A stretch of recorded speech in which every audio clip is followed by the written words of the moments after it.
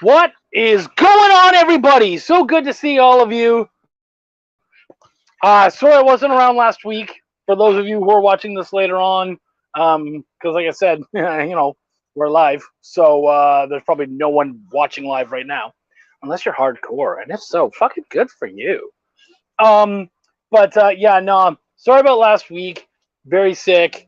I tell everybody the only way I get out of work is if something is coming out of one end or the other and I can't deal with it. And so that's kind of where we were at. Not doing great. And so, yeah, I ended up having to stop that. So we're still going to do that show at some point. We're going to bring Eric Mullins on to talk about all the cool stuff that he's doing because he's Canadian and because he does really great stuff. I'm on the YouTube end. Oh, shit, Brian. I'm loving it. Cool. All right, we're now public. So if you're on YouTube, like, share, subscribe, all that great shit. Feeling much better. Thank you. Yeah, feeling a lot better. And the Kickstarter's over, so I get to breathe, unlike my guests tonight. So yeah, man, doing pretty good. All of you out there in Facebook land, if you're on, like, share, comment. It's funny. So my guest tonight is Laurie Calcaterra. I hope I said that right. And she has a cool book called Path of the Pale Rider. Very excited about that. And the more she's talked about it, the more I think you guys are gonna love it. But she asked me, she was like, is there a lot of chatter on your show? And I was like, oh my gosh, yeah, there is. I think you're gonna have a good time. So don't fucking make me a liar, guys. Please don't. Because it would be terrible if this was the show where all y'all shut up. It would suck. So yeah, let's do it. Oh, and now he's on Facebook. Good. I'm glad. Yeah. I worked with everything and all that. So yeah, we got people showing up. Like I said, guys, comment, tell me that you're here. We're gonna have a really cool show. She has a fantastic book about the Wild West, undead, and I don't know. Honestly, from what she had told me, it had some really cool, like, I don't know, man.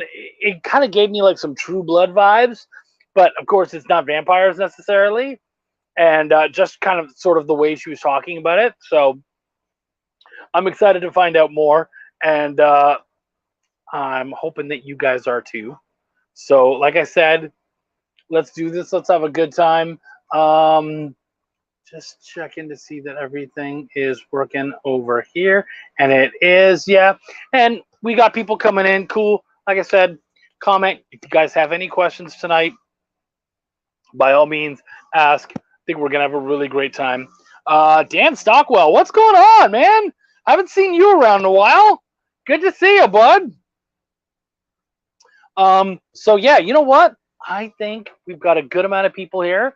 Why don't we just go ahead and let's just start the fucking show, right? Why the hell not? So, without any more adieus. Canadian bacon is actually really good, and it's nothing like normal bacon, and it's better than ham, which you guys seem to call Canadian bacon. I'm very good at writing. I write very well. Yeah, it's Shop Talk. Do some of your audience members like the word fuck?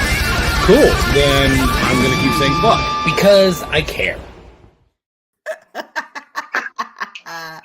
I love it. Yeah. I feel like you found my people. We're gonna have a fun time, and I apologize if anybody's. I use a fidget spinner, which is a knife. So you'll see me spinning this fucking knife around because that's. Is it an actual? Does it actually have like a? Is it sharp or? Yeah, it's sharp. Yeah, that's awesome. Yeah. You figure it out. It's funny because right away you're coming out with fuck. When we were talking beforehand, guys, she's going through all these pictures and stuff, and then she's like, "Sorry, that's a bunch of swear words," and I was like, "Swear away, that's great." And then you come out with a knife, and I collect swords and knives. I do. And dude, I do. Big into that shit. And used to be a chef so very used to using knives. So nice knives in the kitchen. I Mm. have two really nice ones. Yeah, we have some steak knives, but yeah, those are like my favorite. And I'm always like, someone breaks into my house, I'm running right to the kitchen. I got one in one hand and one in the other, and let's fucking go. I had a whole block full of knives, then a drawer full of ceramics, and then Ooh. on the this is in the old house. In the hallway, like the main hallways, you come in right around the corner. There was a battle axe on the wall. So I was like, motherfucker, you come in, you are not making it very far. And if you do, you're packing. You have to have like Alexa. You have to be like, Alexa, play the final countdown or something. And like it starts like flashing lights and like playing "Welcome to the Jungle" by Guns N' Roses. And like you just run out of your bedroom with the goddamn battle axe, and they're just gonna shit their pants and then run out the door. This is the plan. This is the plan. Right? And I will have the coolest Ring video ever as this guy comes in, bursts in, and then runs out, shit dripping down the back of his legs. Oh fuck. Hey man, psychological warfare, it's a thing. Dude, Laurie, I don't fucking know you at all, and I'm already super excited to get to know you. Like, holy shit. Guys, we got a good one tonight. Allison McGlone is like a bestie of mine, and she's like, you need to go on Chuck's show. And she's been saying it for months. She's like, she's like, you need to go on Chuck's show. I was like, Chuck, we need to do it. So here I am. And we're gonna and I saw that you guys were working together, so I was like, and Allison, I owe you work. I love you. I'm so sorry, man. I've been nuts, but much love to you, hun. And love. Now, did you say McGlone or McGlone or McGlone? GLONE. Is that how you say it? Yeah, I thought it was just McGlone. Yeah. Yeah, McGlone. Yeah. Okay. Good. Okay, I was like, did I say it wrong? No. I think we said it right. Oh, dude. Okay. With last names like ours, I'm sure lots of people mispronounce your name. Yeah. Nobody. I mean, you got mine right on the first try, so gold star for the evening, sir. Are you a fellow WAP? Are you Italian as well? My husband is. Okay. I'm not actually Italian. I just look like I could be. You do. You pass very well. I'm Maltese, so that's we're close enough relatives. So there you go. So Malta, I actually have a kind of cool Malta story. Yeah. And that is actually I didn't even find out this time, but the first two Belials, Belial 1 and Belial 2, we had someone from Malta buy the book. Cool. Except and it's like you gotta ship it to Malta? Oh yeah. Which was a bitch. But dude, like I'm like, there's 500,000 people there, and one of them has Belial. Like that's so actually pretty good. Like I've sold a shitload of books in like the nearest city to me, and if you do the stats, technically books per person, I think there's more books in Malta than there is in the city. So hey, you have a showing in Malta. That's awesome, dude. That's so cool. So I love that. More books than I have in Malta, so I'll just say that. Right? Well, Malta is it's Mediterranean, correct? Yeah. Yeah. Dude, close enough, man. Right. If you'd said you were from Crete, I'd be like, we're good. Like, whatever. I mean, honestly, Malta's like one of those islands that's been taken over by everybody. So it's like you're just a mishmash of whatever's around. Right. Greece, Italy, whatever. That's hilarious. Everybody has owned Malta at one point. Japanese for some reason. We don't even know. Japanese. I mean, like everybody's pretty much owned Malta. The Japanese have worked really hard to own also. Like, I mean, at one point in their empire, they were going after England. Like, those guys are nuts, so I wouldn't have been surprised. Yeah. Anyway, so here we are. We're already like almost 10 minutes in. We bullshitted and had fun, but we don't know you that well. Yeah. So here's what I usually do. Okay. I would love to hear your origin story as a fan of comics. A villain. Exactly. And then your origin story as a creator. Okay. Well, that's easy. Yeah. Well, reading comics, I was a late bloomer. I didn't actually start reading comics until I was in college. And it was mostly just, I don't know, here and there. DC Comics, just a lot of like Batman, The Killing Joke, like pretty mainstream stuff. And then later on discovered like Image, Robert Kirkman, a huge Robert Kirkman fan, but not so much the TV shows, but more of the comic books. So like Walking Dead, Battle Pope, Invincible, Oblivion Song, I've read most of his stuff. And then Wow. like East of West, where is it? I have a giant one down here. This one is a huge inspiration. Huge inspiration for my work. East of West is like Hickman and Dragotta. Yeah. This series is so good. If you guys haven't read it, I highly recommend it. But like, I like horror series like Witches and Nail Biter. I don't know what else. It's like Image. You know what I mean? I love Image because there's so diverse and crazy. You can get horror, you can get drama, you can get superhero, you can get black science, you can get saga, you can get. I mean, there's just so many. Such good stuff out there. And creator owned, which is great because you're supporting that creator, even though Image is involved. But it's like that's where I find most of the stuff that I'm interested in. That's cool. Is Image. So I've always read comics. I like that form of almost like escapism where you can get sucked into the story, and especially if you join the fandom like partially the way in, so you can be like, ooh, I can read 20 episodes right now, like it's like binge watching Netflix but better because it's original stories and not regurgitated bullshit. Oh, did I say that out loud? Sorry.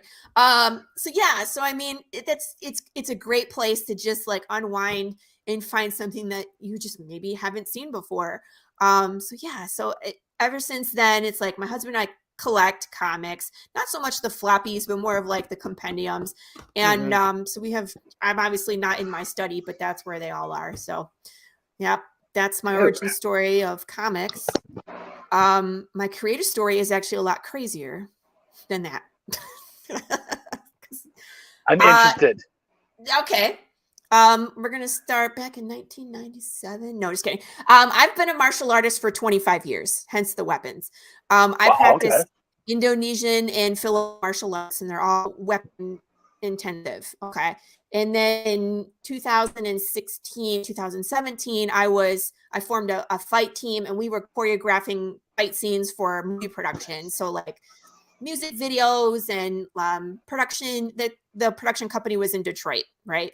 So I decided that my fight team needed a choreographed, kind of like a calling card. So we made a short film, which I wrote, which was basically showcasing some of the things we could do. Some of the acrobats. We did like a fight in a stairwell. We did a gun disarm. We did an extended knife fight. I did a wall run. I ran someone with a car. It's like about 7 minutes, and probably 98% of it is us fighting. Wow, it took a long time to film for 7 minutes. I'll tell you what. And I felt like I got run over by a truck, but I would do it again in a heartbeat. So I wrote that, and they were kind of like, what else can you write? What else can you write? So I got the writing bug, and I wrote a web series for them called The AG. We took that pilot. We actually filmed it. Right around the time it was editing and needed some reshoots, my family relocated from Michigan to Texas. Okay. So then, and what's up, dude? So that one didn't really go anywhere. But in the meantime, I had gotten that writing bug, right? Yeah. So when I write, I'm writing screenplays in my head. And I wrote this full-length movie, which is Path of the Pale Rider, and didn't know what the fuck to do with it. So, I mean, it's a good story, and I let some people read it, and they were like, pitch it to Netflix. And I'm like, A, I don't know how to do that, and B, I don't know how to do that. That's its own craziness right there. I let my husband finally read it, and he was like, Rory, this is a comic book. And I was like, you're right. You know what I mean? Like, why didn't I think of that? I don't know. Because I was so stuck in production that's all my mind could see. But he was like, we need to turn this into, break it up into floppies, and then we can start a series. And I was like, you're absolutely right. And then I was like, well, how do we do that? No, having never done that before. Hence the journey started. That was like 2020, right? So, yeah. So wait, are you in Texas right now? Yeah, I'm in Texas. Where? Prosper? We're like an hour north of Dallas. Oh, okay. I'm right between Austin and San Antonio. Okay, so you're south. Yeah. Yeah. Are you gonna do Fan Expo? I didn't get in enough time for Fan Expo, but I'm doing Cowtown. I'm doing Cowtown on 22nd, 23rd. So I'm there in Fort Worth. But it's like our first book just printed in July. So I mean, like, we're fairly new to this, but we came in like a wrecking ball, and we're having fun. So it's like I didn't have any books when it was time to, schedule all of the cons.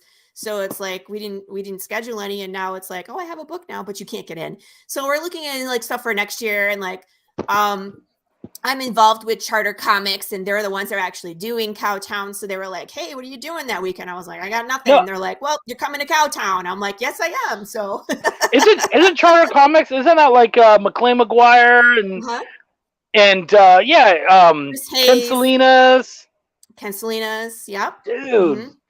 David I know those guys. They're fucking awesome. I'm in with all of them now. It's like I'm really excited about that too, because William, he's working on fucking Psycho Sale #2 was on Kickstarter. Do you know how that series is going to work? Where it's like 1, 2, and 3 is from the police point of view. It's about a serial killer in New Orleans, right? I've heard of it, but I haven't gone too far into it. Oh, issue #1 is really good. You should check it out. Okay. So 1, 2, and 3 is written from the point of view of the detectives. 4, 5, and 6 is written from the point of view of the victim. And 7, 8, and 9 are written from the point of view of the serial killer. So you get to see everybody's point of view of the same events. So I'm going to be writing 4, 5, and 6. Oh, good for you. That's fantastic. So I'm really excited because Charter's like, hey, do you want to write this? You want to write this? I'm like, yes, I do. I want to round out my resume. I want people to be able to say like, oh, this is the Laurie Calcaterra book. Let's read this because I know it's messed up. Like, yeah, dude, good for you. That's fucking awesome. Yeah. Wow. So that's kind of like my story. So it's like I took the full length movie, I chopped it up into 13 issues. So the kind of like the first arc, or like the first season of Path of the Pale Rider is 13 issues, and they're complete. The first arc is done. So at that point, you already wrote it all? Well, the first arc, it's going to be 3 arcs. Yeah. So I have the first arc done. I'm 9 issues into the second arc, and it's probably going to be about 12. I have the ending. I just need to fucking sit down and do it. You know what I mean? Because by the time you get to the third act, it's like boom, boom, boom. We already set up all the character development. We already know where they're going. The big bad has already showed up. So now we just have to like have that last confrontation and then the last twist. And then I drop you into the next arc, right? So there is a third arc, and that's where we're going to wrap everything up. There is an ending. I'm not going to leave people hanging, and I don't write fluff. I refuse to do it. So that's kind of where we're headed with that one. So at this point, it's just a matter of turning out, Kickstartering and getting funds to produce the comics. You know what I mean? Because Marco is here. Marco is fast. He turns out 4 pages? He turns out 2 pages a week, I think. So he can do 4 pages every 2 weeks, which is pretty quick. So he's ready to just go. You know what I mean? So he's chomping at the bit like, Laurie, can I keep going? And I'm like, just wait a minute. Let's just make sure we have enough money. Like, right. I'm like, I got a budget for you, sir. But he's ready to go. So it's like, at this point, it's like, as fast as we're not trying to rush anything. We want things to be done right, but there's no reason for us to stop. The story is there. So it's just a matter of like, get the Kickstarter funded, fulfill it, get everybody their stuff, start promoting for the next one, and we do it all again. So it's just a big. Is this Kickstarter started? Yeah. Oh yeah, it's running right now. You started on the 30th, right? We started on the 30th. I think we got like 19 days left. We're at 71%. Awesome. So, what's your goal? We're doing well. I have a color stretch goal that I want to hit, which I'll talk about, and you'll get to see kind of the difference. Because issue #1 we did in black and white, and it wasn't really. I mean, like, you guys have to see what Marco can do, right? Because the black and white works. It's a Western. It's an apocalypse. It's very, you'll see like Walking Dead and Book of Eli and Fallout and all these other tropes in there. But when he colors these pages, it's superior. It's another level. It brings it to life. Yeah, it's on a completely another level. We were like $800 short of our color stretch goal last time. So we were really close. So if we push a little bit, we might be able to get there this time, but it just depends on, what happens. And if we don't get it, it's okay. You know what I mean? Like, you're still going to get a story. It's going to be black and white, but then we'll just push for the next one. You know what I mean? At some point, we're going to be able to have that following where we can just produce a color comic every time and skip that black and white phase. Well, and you can even go back and color them, and then they'll be able to get the color version, which is really cool. So yeah, that's one of the stretch goals. So it's like, I think the first color stretch goal will be issue number 2, where we just release in color. And then the next color stretch goal is for us to go back and recolor number 1. And then we're going to release that in a short release. Like, people can purchase that. So we have that intention. And like I said, you'll see pictures, you'll see the pages that Marco does in color, and you guys, trust me, you're going to want them. So I do. We're 20 minutes in. We've talked about you. We've bullshitted about everything, about swearing, about your life, about Texas, about all of it. But we haven't actually talked about Path of the Pale Rider. Well, why don't you tell us the story behind that? What is that? Okay, so let me give you the elevator pitch. In this world, imagine that you could no longer die, that your body dies, but your soul or your energy, it doesn't leave your body upon death. So you get to remain in your body and experience your own decay phase. So we have a population of people that their brains are literally rotting in their skull, and they start to go crazy. So they get forgetful, they get violent, they can be detached. It's like having, dementia or Alzheimer's or something really tough. And it's like, they don't turn into this like brain eating, mindless cannibal, right? It's like, it's your mom, it's your sister, it's your neighbor, it's your friends, and they're slowly going crazy as they descend into madness. Now, again, this is for people, animals, insects. Nothing gets to leave, nothing gets to die. It doesn't matter if you're shot in the head, doesn't work here. If we can light you on fire and you're a pile of ash, you're still stuck here, and it's hell. And if you think about it, what terrible things can happen from this. So it's like, let's think about food. So I eat meat, right? So what would happen to a cow that was undead? Like, it wouldn't stay still while we tried to butcher it. Meat's probably off the menu, especially because even if we were able to butcher it, the meat would still move while you try to eat it. Wow. That's messed up. That burger is not appetizing anymore. Those chicken nuggets off the menu. So there you go. So I mean, so now we have a problem with meat. We also have a problem with crops because insects are also undead, and they're only really good at like a couple things. And eating is like hardwired into insects, right? So they probably wouldn't realize that they're undead and continue to do things like eat, even though they don't need to. And now we have a strain of insect that we can't kill. Pesticides will not work. Deterrents will not work. So now we have limited crops, right? We have limited food sources. We have problems with water because undead things are still in the water or hanging out. We have overpopulation, and we have this growing group of people that is just unpredictable and chaotic. And yes, Brian, that is exactly what that means. The meat would still move in your stomach until fully digested. That's so fucking it's gross, ain't it? But that's how this world works, right? It's a tough place to be in.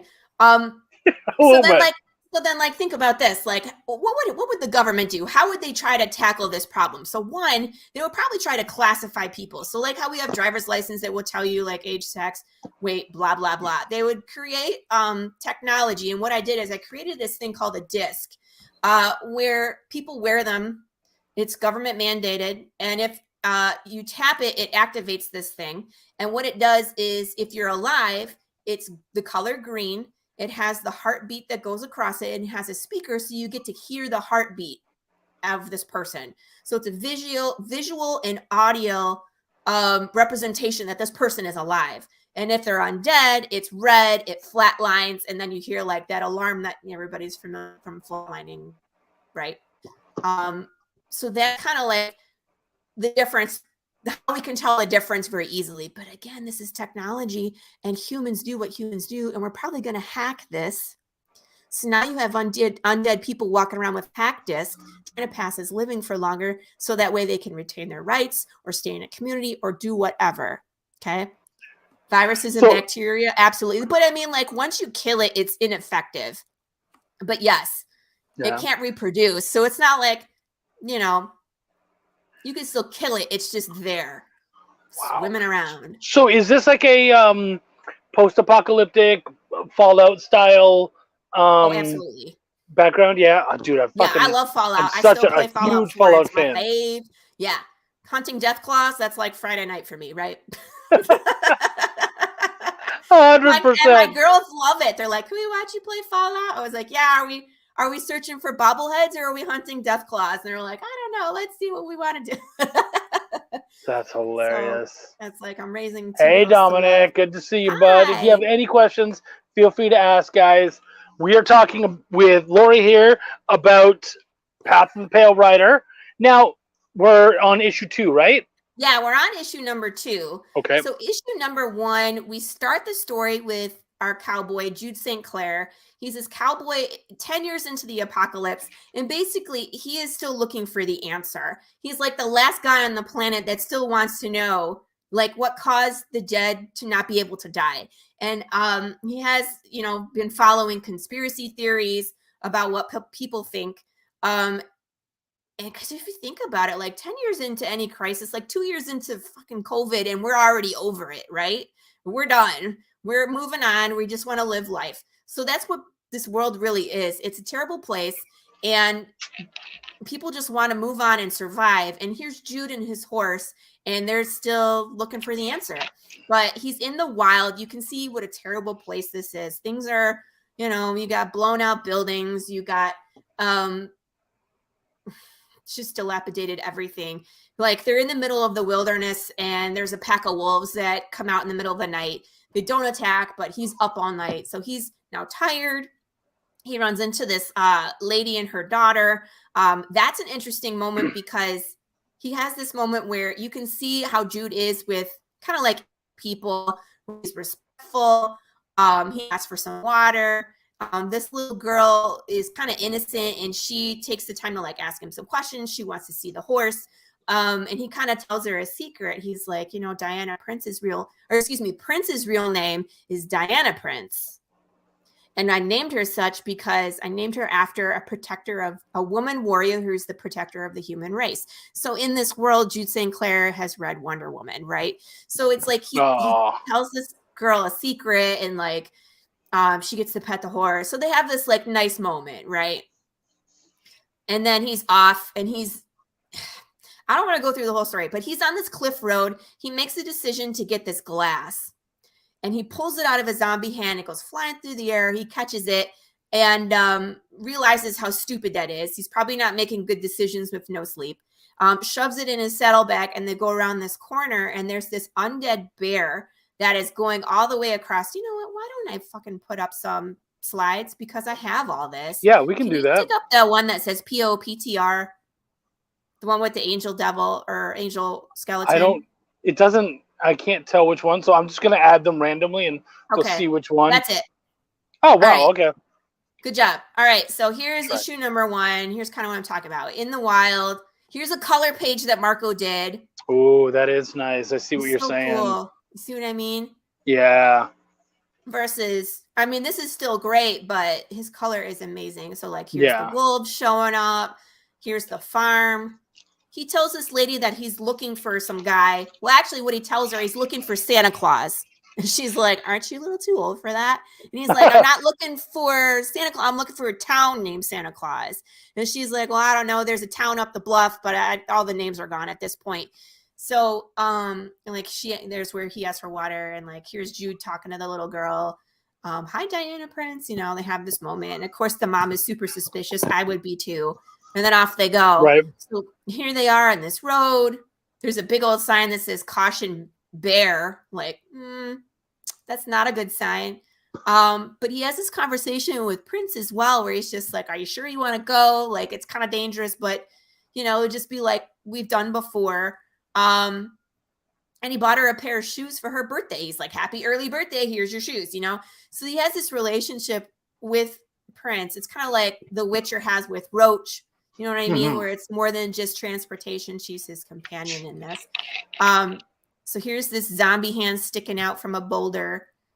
There goes the glass. He catches it. And like has this brief moment like, what the hell am I doing? And all these crows are going around the corner, and there's this just mass, and these crows are eating it. So here's the bear. He blocks the entire road. So it's either like go over it or go back. Those are your two choices. So they decide to go over it. This panel that he put at the bottom with the shoe, like at the very edge, and it's like the road is crumbling, and it's like, oh my God.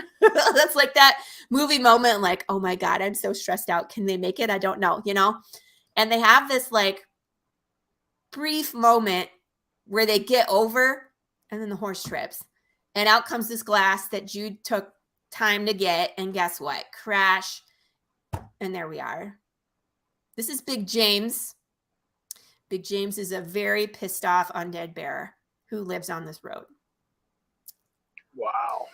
So good luck, Jude. Right? So the rest of the issue kind of deals with, the repercussions of his decision. And then we're into issue number 2. So it's a wild story, people. We got conspiracy theories. We got undead bears. We got American Sign Language that is 100% swear words.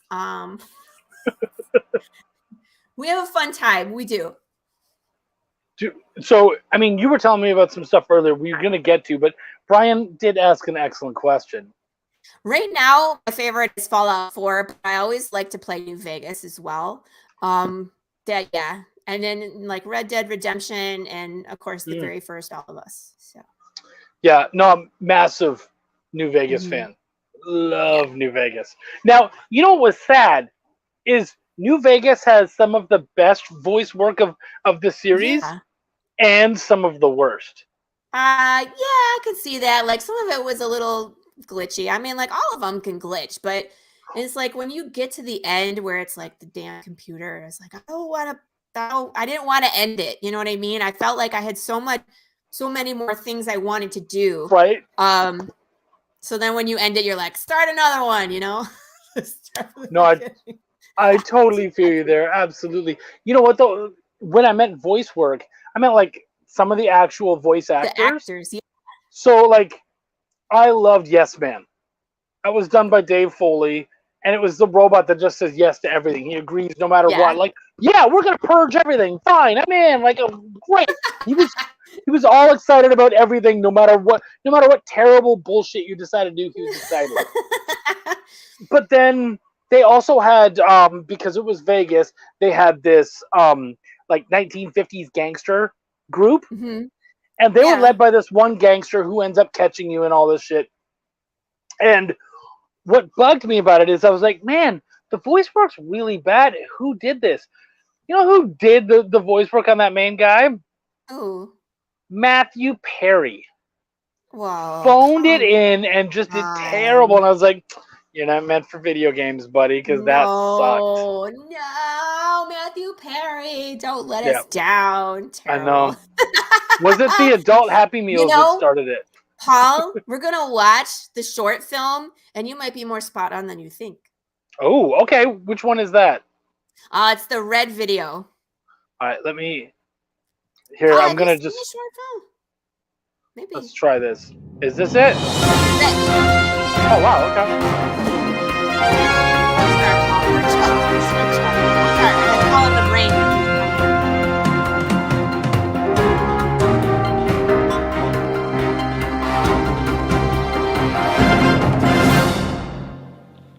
Good evening. Thank you for joining us on Channel 13 WDED. I'm Lewis Landon. As you know, we've been following this crisis as it develops. Now we'd like to go live to Ellie Brock on location, talking to you, the viewer, on what you think caused this horrific crisis. Ellie, good evening. And how are you? Hello, Lewis. How are you? I'm here on location today. We're gonna walk the streets and see what people have to say. Hello, thank you for joining me this afternoon. You got it. What do you think broke the death process? The witches.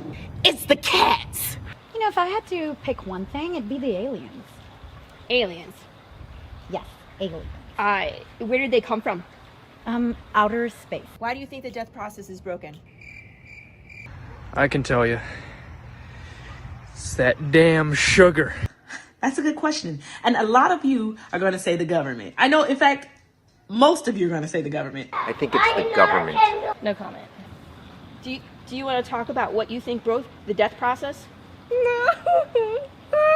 Sir. What? Sir, do you have a second? I'd like to ask you a question. It has to be Anthony Fauci. None of this is the reason death was broken. I honestly think it's vaccines. What's causing the undead and what's causing the human form to turn into the undead, and it's not just death. If you think about it, this makes sense. No comment. Wait, are you saying we can't die? I think it's the food that we eat. It's in our candy. I'm not answering no questions. Is it even real? Wait. Maybe it's not. Maybe it's not. I bet it's the cats. I know it's the cats. Everything is genetically processed now. So GMOs. Remember the pygmies? I think they're back. No fucking comment. It's the nanotech technology. A pale horse, and he who sat upon it was death. Can you elaborate? Look, man, I don't know. Back off. Maybe this is all just a really bad trip. Then you people, I think you guys are all at fault. The media, the government, Big Pharma.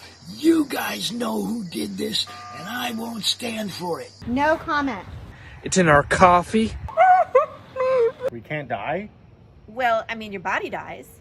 So where can people go to find this information? Google. That's what I think it is. Like specifically yogurt? Not the yogurt. It's in our drinks. Can you be more specific? No. Is there a cure?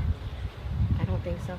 Honestly, I think there's a colony of pygmies, and I think they are out casting voodoo spells. That blueberries got me real concerned. It's in the brisket. Yes. It's in the barbecue. It's in the brisket. Look around you. How many deaths do you hear about? A lot right now. So of course it was the witches. They're the smartest people in the world. Skinny D. He must have given me some bad stuff. You just said I don't die. Your body dies, but yeah, you stay in it while you decay. It's sugar. Don't believe everything you hear. It's absolutely organic. Just the meat, Barbecue and the brisket. water, And the water. and the vegetables. Test the limits of life. It's McDonald's. McDonald's broke death. And the reason I say that is if you think about it, their food don't actually burn. Their food was designed to be consumed by the dead. But see, if you take it, then you die. So it's the consumption of eating the food that only is made for that do not die. You get what I'm saying? It's McDonald's. Trust what I'm telling you. It's just a bad trip. Crazy, it's crazy stuff. I'm gonna go rob a bank. Yeah, bullshit. Oh my God. I don't know why the dead don't fucking die. Look at me. Look at me. Put the phone. And there you have it. We've spent all day asking people what they think. There's some truly wild accusations out there, and let me say, we really have no idea.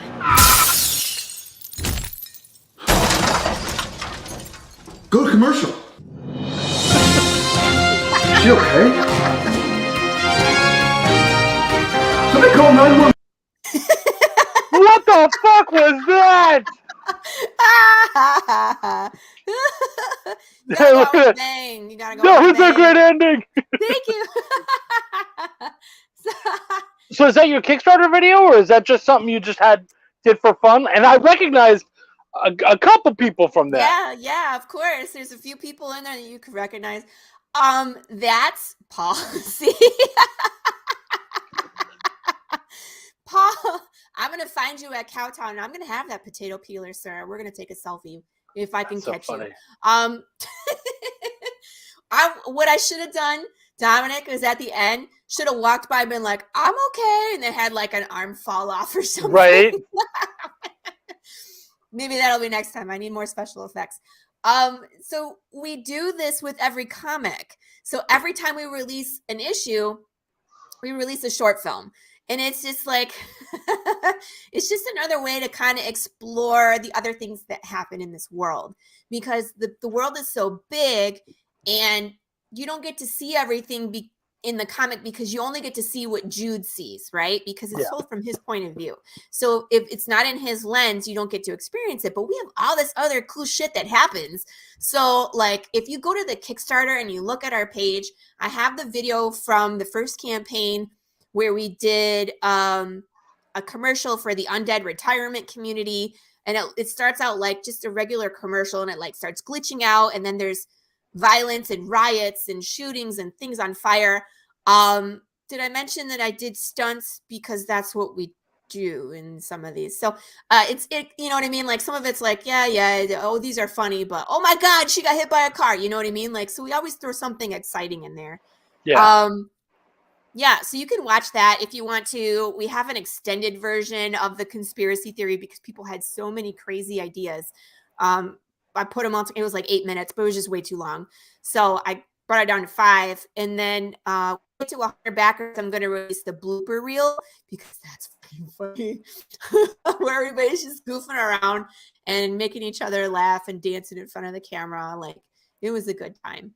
But I like having fan interactions. So a lot of those people are Path of the Pale Rider fans. They read our comic. And then I just kind of opened it up, like, who wants to tell me their conspiracy theories?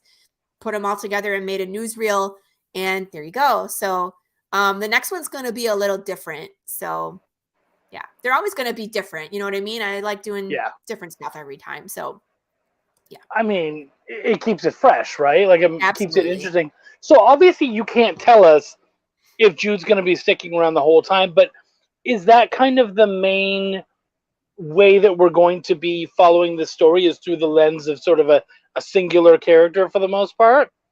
Yeah, this is Jude's story. Now, again, he could die at any point and we can continue this story, because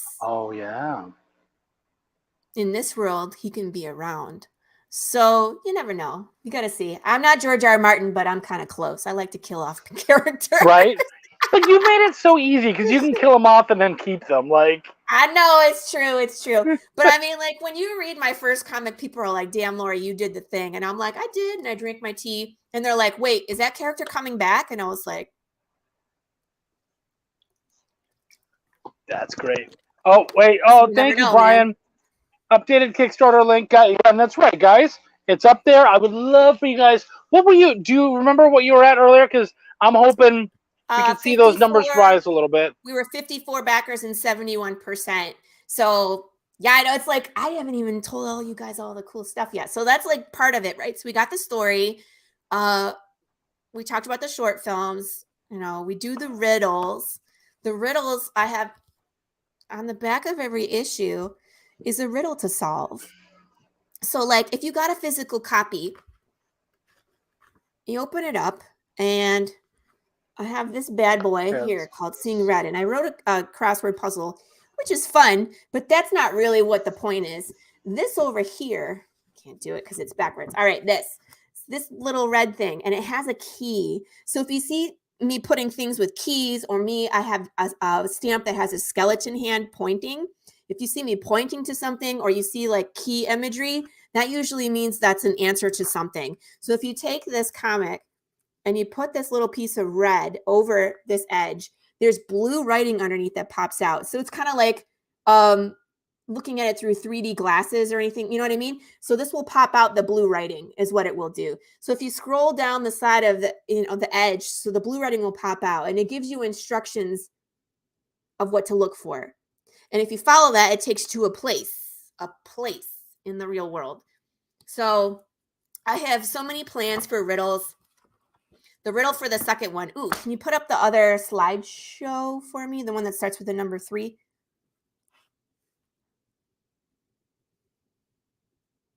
You're muted, so I can't hear you, sir. Yeah, of course. Okay, let's see if we can do this. Was it the last one? Let's see. This one? Nope. Definitely not. The All one right. right next to the first one I put up. So the one right next to me. Yeah. Okay. So this is issue number 2.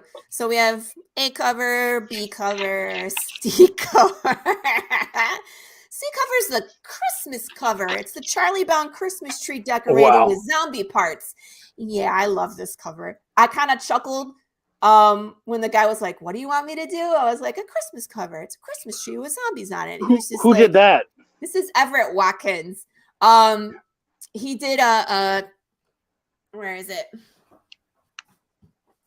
This one for our issue number 1. So we did like a real nice the good, the bad, and the ugly reminiscent cowboy in the sunset with the smoking gun. Like amazing, right? And then does this he was like, "I'm so grossed out by my own work." And it just made me laugh. I was like, that's cute. That's how you know it's the right amount of gore, when you Right. gross yourself out, right? But it just makes me laugh because it's like, welcome to Santa Claus, where Jude's going, and it's like the most unwelcoming image you can ever think of. Thank you. Deck the halls with la la la la la la la la dead. This cover's by my friend Rich Parada. You're probably familiar with him. He's on Comic Related Madness. He actually colored this one today, so I should be getting an updated cover soon. I kind of glossed over this one. This is David Rodriguez with half dead Jude behind bars. It's not a good look for Jude. No. Who knows? It might happen. It might not. So here's our 4-page preview. So you can kind of see what the inside of Santa Claus looks like. They're not nice. They're not nice people, and they definitely don't like undead. So if you show up and you're undead, they kind of like stake you at the front gate as a warning. Or they use you for signage, like panel number 3, where it's like some dude in his head and it's like the arrow pointing towards the saloon. It's like, head this way. It's kind of funny. How much of that is stuff that you've written, and how much is that the artist adding their own little fun stuff to it? All the extra zombies are all Marco DeFillo. Like, we talked about it because I was like, it kind of explained Santa Claus and how they treat people and how unwelcoming of a place it is. But he was like, "Laurie, this is a zombie apocalypse." I was like, "Uh-huh." He's like, "So if they don't like undead, what are they doing with them?" I'm like, "Well, probably hanging them from the gate, stuff like that." And he's like, "Uh-huh." He's like, "And we're going to put them everywhere." And I was like, "Well, that makes sense." He's like, "Jude is just used to it because it's like an every other Tuesday. 10 years into seeing undead people, it's just like, there they are." But it sucks because look at panel number 2. One of them's asking for help. You know what I mean? Like, yeah, they're not trying to eat you. It's just like, help me. I'm stuck here forever. And it's not fun. So it's, it's almost like you're desensitized to it after 10 years. So here it is. How far into the art process on this one are we?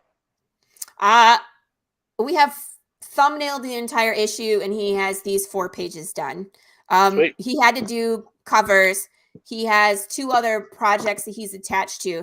So, and of course, I keep asking him for more things like, "Hey, Marco, can you design a t-shirt? Hey, Marco, can you do the cover to the Choose Your Own Adventure? Hey, Marco, can you do this?" So it's like, I keep pulling him away from doing more pages. But he's ready. Like I said, he's ready to keep going. So even like if we get to a point where I think next week he's going back to pages. But we wanted to make sure like there was a few things we had to make sure of before he could keep going.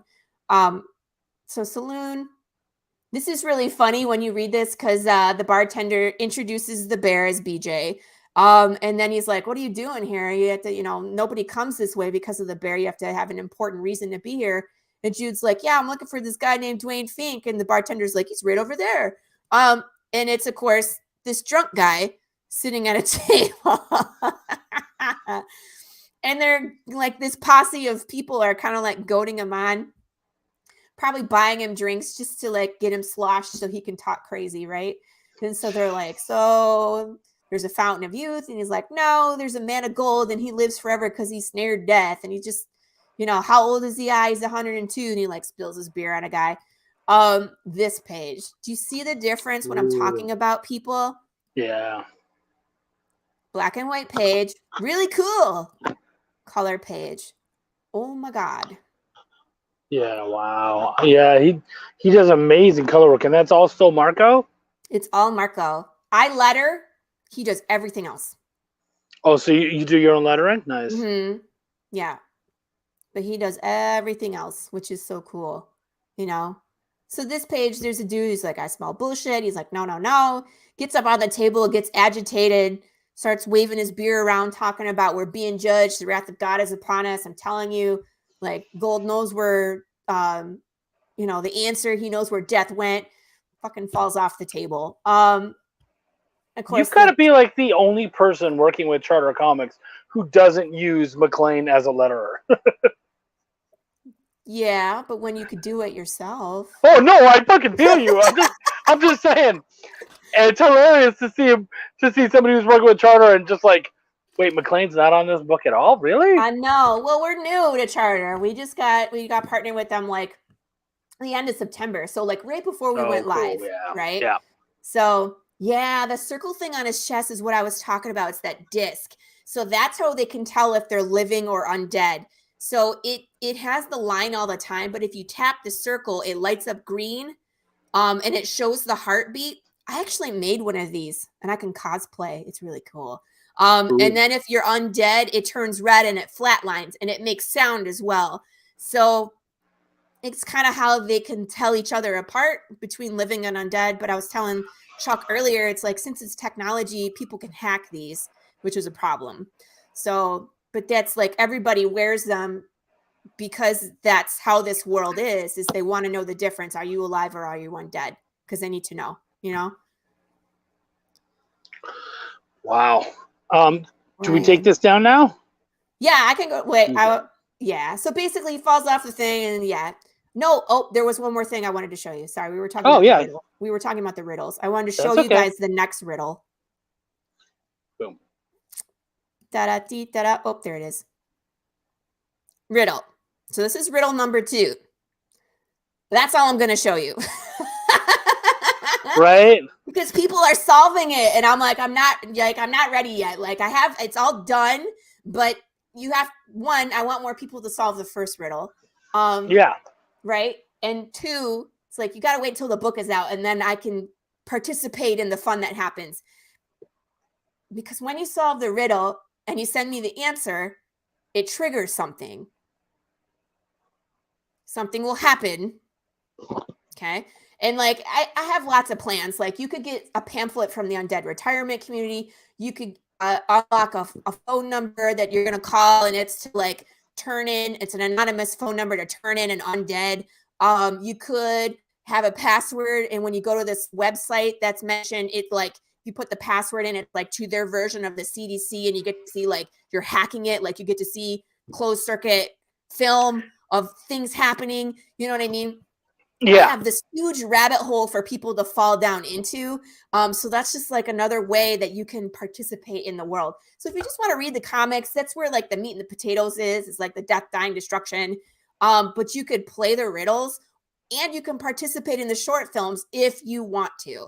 So we can give people a better fan experience with this. And it doesn't stop there. Like, we keep going. So anyway, so here's the shit for brains. This came out today. This is Jude doing the symbol for bullshit. Bullshit. And this is our t-shirt design. That's great. Not church or school appropriate. So we actually are working on another design for a shirt. Actually, I have speaking of Charter, I've been talking to Ken Salinas, and he might do another variant cover for us. And in his voodoo style, his voodoo's. Yeah. Which will probably be the design for the other t-shirt available. So we got a couple different things going on. This is the choose your own adventure. Oh, wow. Wait. Okay, let's look at this. Because it's like, dude on a horse, shooting a zombie, brain coming out, zombie on the ground, guts are coming out, zombies on fire, chick on a car, shooting at a gas station, blowing that shit up, people flying through the air. There's a Target truck. There's a skull flying at you. Right? So this looks really cool, but bam. Oh, wow. Look at this. That's beautiful. Marco DeFillo, people. Marco DeFillo. Yeah. Amazing. Oh, Amazing nice, work. yeah. And this is a spread cover. If you've read the first comic, it's actually, never mind, I won't to spoil it. Read first comic, and then when you get this and the picture folds, where it folds is kind of like an inside joke. You'll have to see what I'm talking about. Like in the Mad Magazine kind of thing? Like where it folds is someplace specific, and it references what happens at the end of the first comic. And I can't spoil it for you people, but it's like, is it too soon? I don't know, Marco. People might be mad. And he was like, it's funny. And I'm like, I kind of agree with you. Yeah. You got to go with the funny. No, I so feel you there. So here's like a kind of peek on the inside. So what happened was last time we ran a campaign, I did a bunch of shows and I was talking with people and they were like, your world is so crazy. It would be kind of a fun place to do a choose your own adventure story. And when like the 6th person told me that, I was like, okay, I'm going to do it. So I wrote a 60-page choose your own adventure book in the world. So you get to walk around, you get to put on the boots and the hat and go to the saloon and run bounties and die all these grisly ways. If you can survive all the way to the end, kudos to you, man, because everybody dies. And this is David Rodriguez interior work. I just wanted to show, look at this. Death by Locust. That's fucking cool. So you get to see some fun things in the book. Yeah, I think that's it. Oh, and then the Funko. Yeah. Anyway. Oh, that's cool. You should see the next one. Is that a special cover? A cover? No, it's a freaking Funko Pop. Oh, you can actually buy the. Oh shit! Oh, okay. Oh wow. So on the last campaign, I had only one available, and it was like a higher tier, and I didn't think anybody was going to back it. Boy, was I wrong. People love Funko Pops. My second backer grabbed this white box that's on the screen. This brown box, I had one made for myself. Marco DeFillo has another one that's a brown box. And then I opened up the Jude St. Clair, the one that you see on the screen, for up to 50 on this Kickstarter. So if you love Funko Pops, you could get a very limited edition Jude St. Clair Funko Pop on this campaign. But that's it. Like I can't make extra because these are expensive. So if you don't back one on the Kickstarter, that's it. You know what I mean? I can't afford to make extra of these. But yeah, so 50 of those max. But I mean, like if 10 people back those, you have one of 10, right? Yeah. So it could be more exclusive than 50. And then those ones have an orange box, like I said. And then we did the same level, that singularity level white box Funko Pop for the Big James, the Undead Bear. So he's next. That's cool. See, and I feel you. Huh? I feel you with the pop. That makes perfect sense because, like, we had the exclusive metal covers for Belial 3 that just came out. And so what we've done basically is we're only going to print enough to make sure that all the backers who bought it will get that. Then me, Sean, and the artist, Chris Mad, will each get one. Yep. And then we opened it up to the 3 of us to be able to sell them at our booths. And it's basically like, look, you can buy them, but you have to buy them now while we're printing them. And then that'll be it. That'll be the end of it. Yeah, because those are expensive too. We do have a metal cover option. Mm-hmm. Nice. All right, now I'm done with the slideshow. All right, cool. So yeah, we have choose your own adventure level. We have the variant. We have a bunch of variants. We have a catch-up level called Winner Chicken Dinner, so you can get both the PDFs and both the physical copies if you haven't, get on here before. Chris, who's Chris? Well, he's the guy who did the metal cover. Dude, you got the Naughty and Nice cover with the metal band that got to fucking be a part of it. Are you serious right now? You're going to sit there and cry like a little bitch? Come on, Steph. You're better than that. Chuck treats his other artists like crap. Ouchie. He's not totally wrong. Oh. No, I mean, of course I don't. It's like, I'm not going to touch that one. Yeah, right? I'm like, of course I don't. Like, I must see my way out of that conversation. Right? So, Brian says, was this your first comic? What was it like working on it? And do you foresee this being a long... And a lot of these were answered, but we're glad you're asking so she can mention it again. Yeah, so this is my first comic that I'm publishing. Absolutely. I have written other stuff, but I kind of like was picking and choosing which one I wanted to develop first in this. It is a long-term series, so it's like I have 3 separate arcs planned, each about 12 to 13 issues. The first arc is already written. It's 13 issues. It's done, and I'm about 9 issues into the second arc. There will be a third arc to wrap up the story. There is an ending though after that, in that third arc. So it's not like an ongoing where it's like, I don't know, maybe I'll write about lamps this one. You know what I mean? It's like right. We don't have any fluff.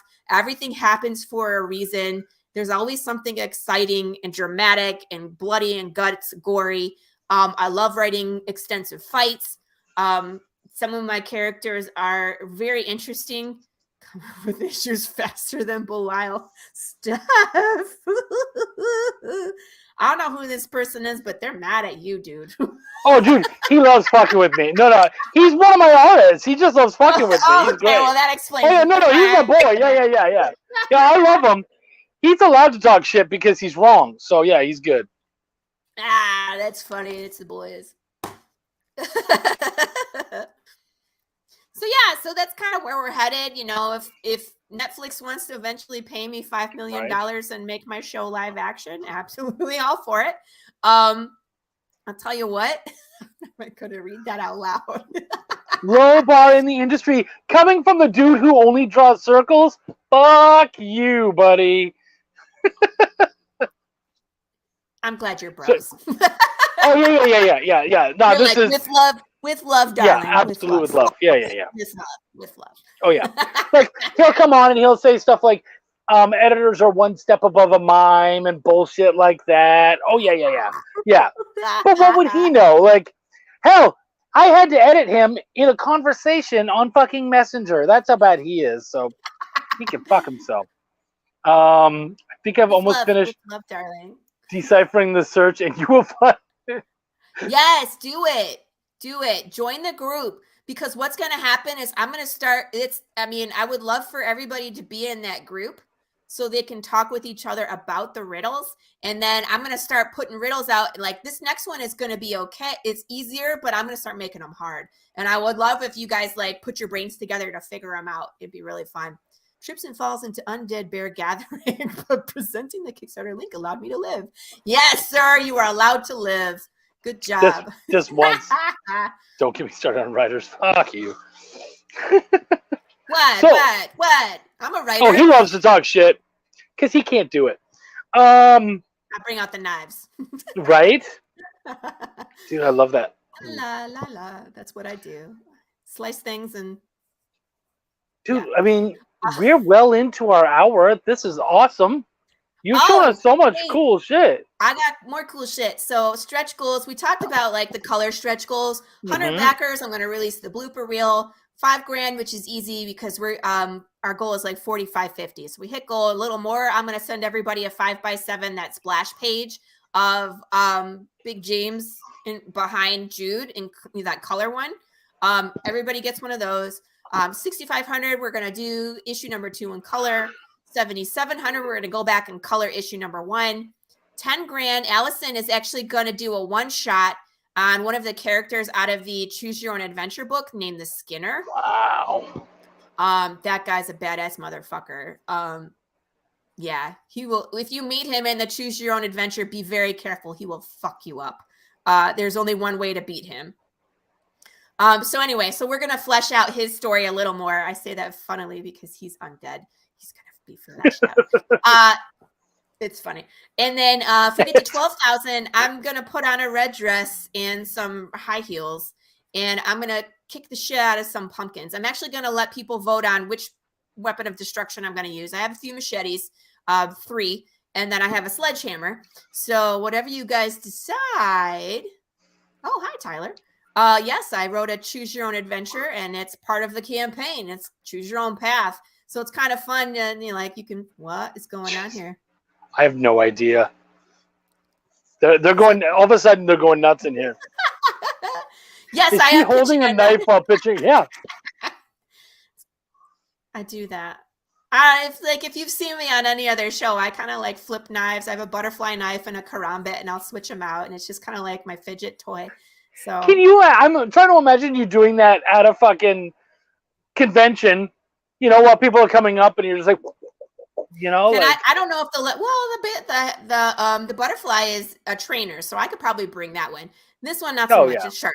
The karambit, I don't know if I could get that in there, but yeah, I could probably bring the butterfly, and then when we're bored, I can just do butterfly tricks, and like that might bring people over. Watermelon, Paul. I know, sledgehammer, but it's not gonna. I was thinking watermelon, but it's so perfect. We're ending on October 30th, so I was like, why not do pumpkins? Yeah, do pumpkins instead. So I can do some live cuts. I can just kick the shit out of I can murder some pumpkins for fun. But I mean, that's 12 grand. We'll see if we can get there. At 15,000, Rich Parada is also going to put on a red dress and murder some fruits and vegetables. I'll probably pee my pants because it'll be so funny. I can't, Oh yeah. But we'll see if we can get there. I don't know. We got 19 days. That's a stretch. So I'm not threatening anybody. Not yet. She's threatening. You're threatening us with a good time. Yeah, we're just having a good time. This is just like this. I'm sorry, but this is just Laurie. I'll just do this. No, I love it, dude.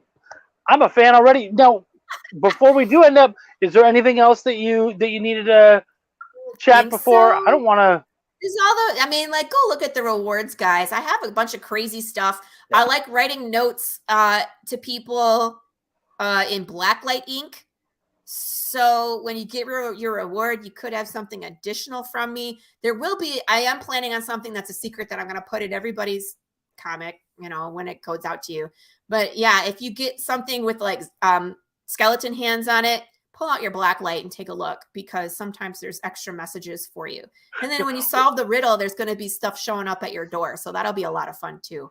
Or first, go out, buy a black light. Yeah, I mean, you can get some cheap ones. You could probably get them at the dollar store. I mean, yeah. I was actually thinking I might do that for one of the keychains to send everybody a black light. So that way you have one, right? So if I'm writing messages, there's an easy way for you to find them. So I'm a huge Lost fan, and that was actually something when they did the big where you could get the bundle with all of the seasons. Mm-hmm. They actually had a lot of that, and they had a black light, and you could find certain things, and actually you could find a special disc and stuff in there. Cool. It's really cool. Yeah. Cool. So I love that you're doing that. I'm just think it's so cool. Thanks for the riddle. It was fun to share or to solve. Good. I'm glad you solved it, Don. I'm gonna check because I can tell when people solve the murders. So I was reading the next thing that came. When you solve the riddles, it sends me a notification. So if you're in the group, then absolutely, kudos to you, sir. And then now you're ready to solve the next one. It's a fun time. Chuck has lava lamp surprise bonuses. It's just me getting high in front of one, just being like, this thing is intense. And it's me saying that for like 2 hours on loop. So, and then finding something to eat. I mean, that's what it is. I'm eating the whole time. I'm just like, munch. Look at this. This is intense. Munch, smoke. This is intense. Paul Gomez, I did not threaten you. Not even the slightest. Just because I want to hang out with you and a potato peeler after you told me someone told you that about skinning people with potato peelers, it really means nothing. It's nothing. That's barely a threat. We're all in Texas. That's nothing. That is nothing. Right. This is the state that allows you to open carry Claymore swords.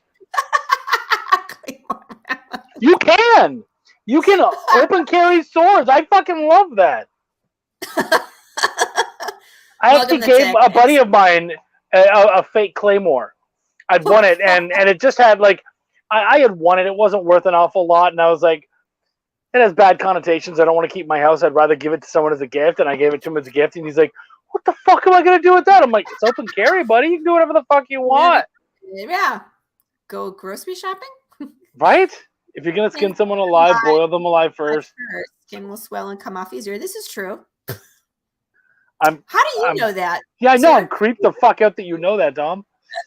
I love it, but I'm also creeped the fuck out. You got to get one of those special skinner knives with the hook on it. That's what you need. And make sure you hang them upside down so all the blood comes out first. I've had lots of horror writers come on here, but I've never had any horror writers come on and then my guests go fucking mental and start telling us how to kill people. You people, what have you done? What have you done to my I bring it out. I bring it out. fans? I love it. I guess, yeah. You should have ran and hide and just not said anything. Like, saying anything only slows you down. How do you know that? Tom is probably a writer. Yeah, right? You should see when you know that you're a serious writer, you know, and what topic when your Google search is just insane. Like mine was like, what gas is flammable but smells sweet? How long can you breathe like this? Like chemicals that can stop decomposition besides formaldehyde. Like, oh, I know it. If you're really good at it, your victim can live for up to 3 days before infection takes them out. I don't know, man. In 7, he had him alive for like a year. Without in skin? 7? No, that's 4 true. days He did is have probably skin. a long time to live without skin. That's terrible. Oh, yeah. I can only imagine. Paul, Guys, you you're wanna all find out? fucked up. No, I was kidding. Holy shit. Just That kidding. was a delightful threat to end on. He's the one that brought up the potato peeler. We could try. No, I'm just kidding, Paul. I love you. I would never hurt you. Guys, go. We have gotta head out. This is super fun. Great meeting you. Yeah, thank you, Yay. bud. Thank you, Brian. I'm going to go back and I'm going to show this off. There's the link right there, guys. Go check it out, please. If you love what we talked about today and you're really interested in this, and of course, all the super cool shit that they're doing over there, Yeah. please go support Laurie. And of course, Laurie, we loved what you did. This was so much fun. I loved having you on. Thank you. I had a great time. I always love talking about Path of the Pale Rider with a new group because I get like all the good questions and everybody Right. has that like horror response, like, oh God, but it's just a lot of fun. So I always have a good time and I smile a lot. And it's like, we do a lot of fun things, but it's like, really, I need your guys' support to continue Wow. to do fun things. It's like, we want to continue with the comic. I'll tell you what, we get to issue number 8. There's no turning back. It's like 8, 9, 10, 11, 12. And then we kind of wrap it up. And then issue number 1 of arc number 2, I just blow everything up again. So like how crazy 1 is, arc number 1, arc number 2 is 100% more crazy. It's nuts. So I'll tell you, it's like, we got to get there, guys, because when we get to number 8, it's just going to blow your mind. Guys. Path of the Pale Rider. Yay, Laurie. Oh, this fucking guy. Guys, thank you so much. And please give her the Chuck bump. Show her all the love. Check out Path of the Pale Rider. It really sounds like something absolutely awesome. I think you guys are all gonna have a blast. I really loved having you on. Laurie, we're gonna have to do this again sometime. Absolutely. And I'm gonna see you on the road apparently. So that will be great. I'm excited to see you at a couple of those Texas cons. Mm-hmm. But I know that you're in Texas. It's like, okay. So it's like, I know like Sam Vera is here. It's like, now all the guys from Charter. And now I know that you're here. It's like, okay, we need to start getting selfies when we hang out. Oh, yeah, absolutely. Shit's going to get real. I had Paul's kids showing up at my table at Dallas Fan Expo. Yeah, his kid shows up and he's like, hey, my dad kind of needed some time alone. Is it okay if I sit at your table? And I was like, oh, and he goes, I brought chocolate. And I'm like, how the fuck do I say no to chocolate? Yeah, get back here. Sit down. I remember I caught that show when you were on Paul's and you were talking about like editing, and you guys had some really funny but really poignant information. Oh, thank you. And you were talking about how his kids showed up with candy, and you were like, yes, you can sit. Yeah. Well, I mean, there's no other answer. Chocolate. Oh, yeah. Dominic, there's a lot more riddles. A lot more riddles. So number 2 is already done. The reward is already in place. I have plans for number 3. I'm just working out the details. There's a lot of fun things coming up with the riddles. Pick up the book, Dom. Pick up the book, and you'll be able to get in on all that greatness. Yeah, I mean, like you can probably solve it with the PDF, but a lot of times I put hints and I put stuff in the physical copy. Like for this one, it's like you could probably solve this without that little piece of paper, but this little piece of cellophane with the key on it, That's the answer. You know what I mean? So the physical copy will get you there. So that's so cool. Laurie, thank you so much. I had a blast. Seriously. No. You're like, I said goodbye, Laurie. Right? Get the fuck off my show already. Holy shit. And can we close it by showing him the last one and then we just leave him with that weird feeling? We could do that. Yeah. It's not very long. The black one. The black one. I don't remember. I don't see any colors. I just. 1, 2, 3. Try that one. This one? Yep. Okay. So I'm not going to comment after. I'm just going to.